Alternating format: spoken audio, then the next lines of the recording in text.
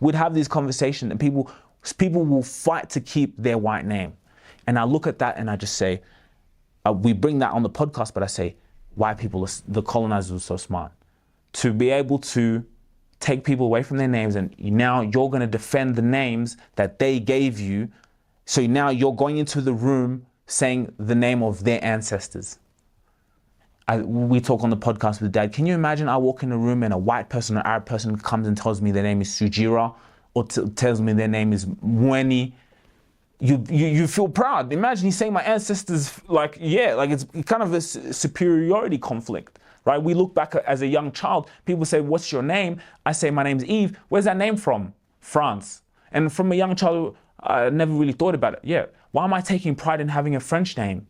But my skin color doesn't show I'm French, shows I'm African. So that is one of the biggest movements as a father and son we've been able to take on.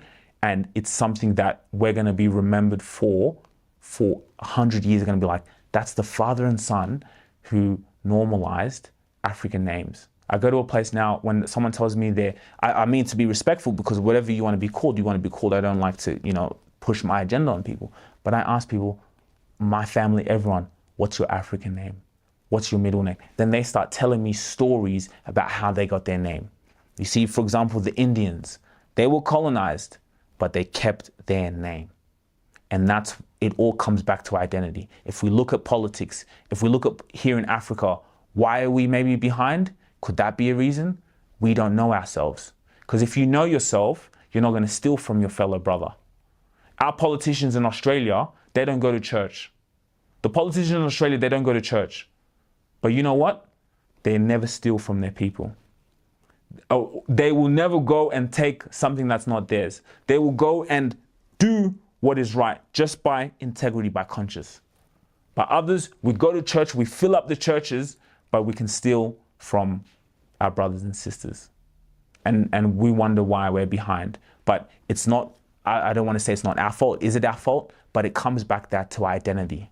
When you know who you are, and you know you are God's son, you are God, and God lives within you, and you take back your identity in your African name to walk in a place, you know exactly your name, your tribe, what your name means, then people look at you differently. Because I walk into a building now, before I used to walk my name and say Eve, when I walk into a building now and people say, what's your name? Sugira. They get shocked. They look, because they're expecting for me to say a white name or Arab name.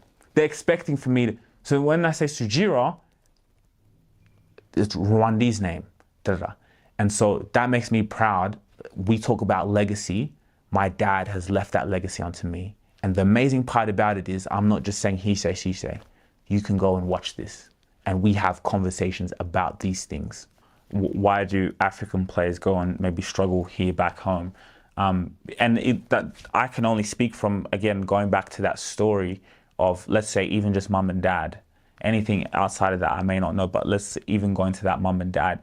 The fact that they can support their children like that. And that's the exact same thing they need to do here, is how can we support our young boys to give them the right infrastructure? How can we have the right systems and set up? The way, for example, in the Western countries, if you're good, you're talented, they will support you. And Australia, things like here you have in our, running, for example. The runners here, you should be supported with absolutely everything, because that's where the talent is, and pour into it. So the same with football. So yeah, I think that's the difference that I see. And then again, honing in on my parents was, without anything else, they would support us in whatever we did, especially in that football, and pursuing that as much as possible. Well, people can connect with me. I am on YouTube, Sugira Rubasha. You can find me on YouTube and just watch my life. We're also Rubasha Family Podcast. Yes, you can find us there. And then on TikTok, Instagram, Sugira Rubasha, the chosen one on Instagram, but Sugira Rubasha. I'm also on LinkedIn. LinkedIn, especially for the business people, business leaders out there, I'm quite heavy on LinkedIn.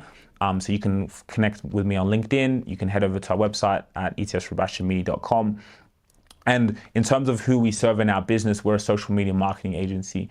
We help people and businesses tell their stories. Majority of our clients are high-level CEOs, politicians who are wanting to dominate the world, and how can they get themselves and their stories out there, and what they do all over social media. That's really what we do, and so those are really our audience. But if you just want to follow the journey, you can find me on all the social media platforms, and yeah, I'll be happy to connect.